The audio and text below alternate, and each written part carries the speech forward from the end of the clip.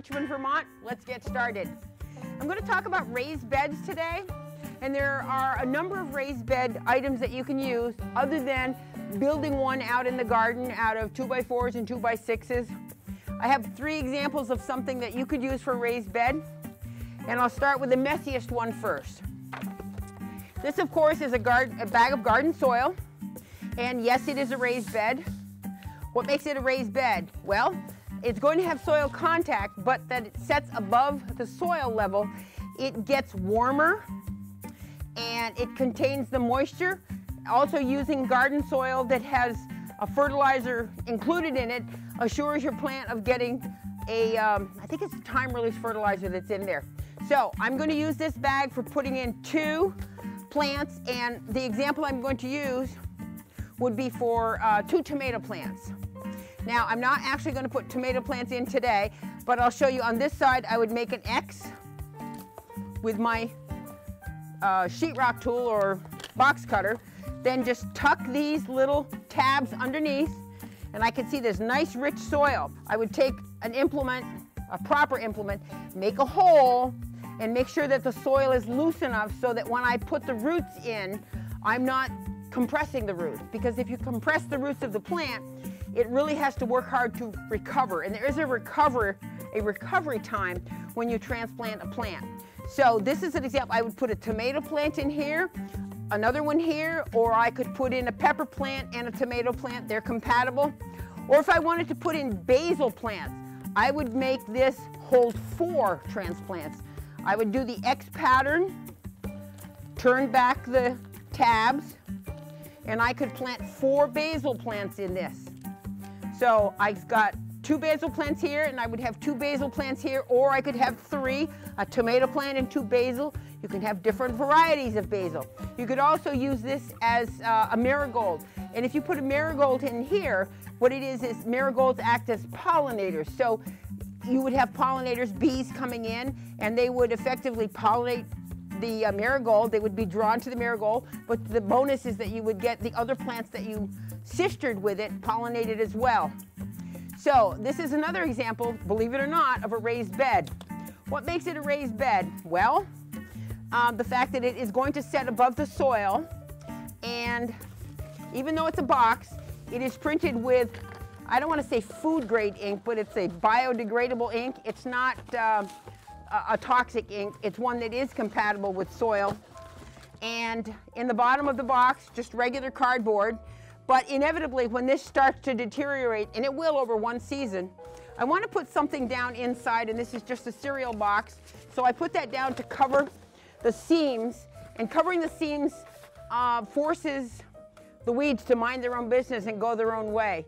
And it lets the roots of the plant have all the room they need. And what I would use, I would fill this up to about 1 inch to the top of the box. That's a lot of soil, but again, it's a raised bed, and I would use this perhaps for something like an herb that you wanted close to the house.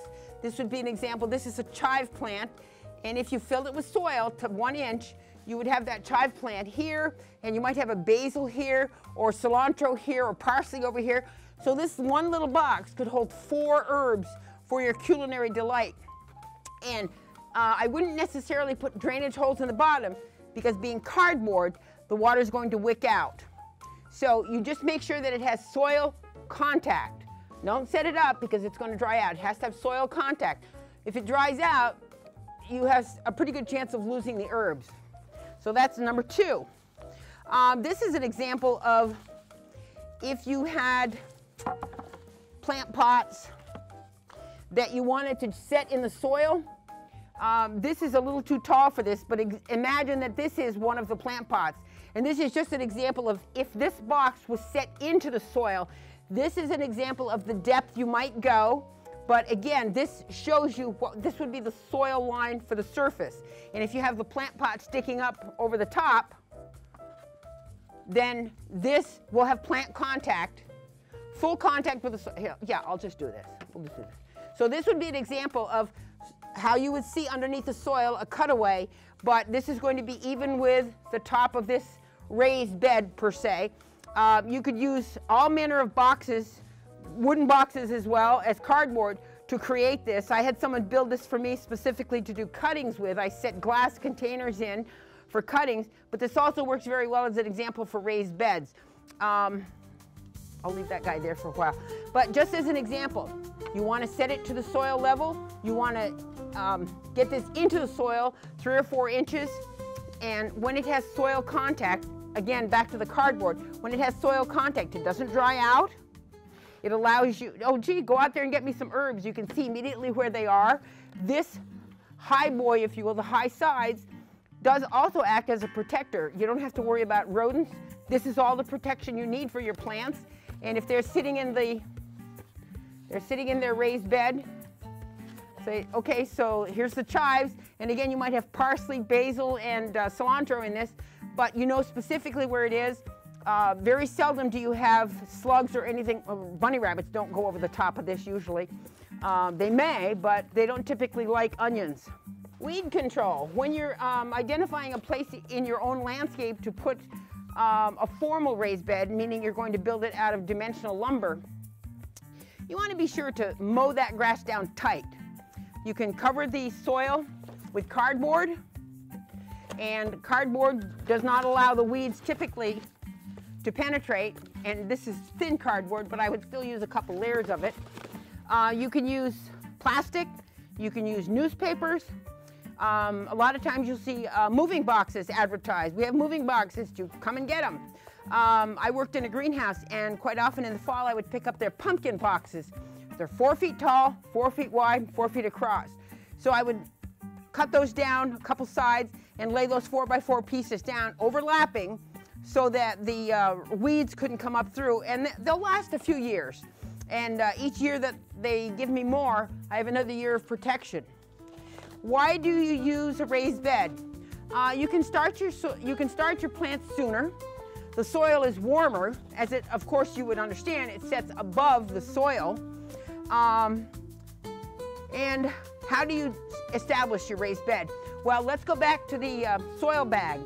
Now, the greenhouse I worked in, we had soil bags, and the only thing you have to do with this, which is very important, is you need to poke some holes in the side.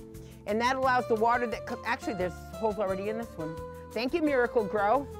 But check to make sure that the bag that you plant in has has holes already established. And that allows that you don't drown your plant. The water will exit through those weep holes. Let's see. Another good thing about a raised bed is you can cover it in the winter time.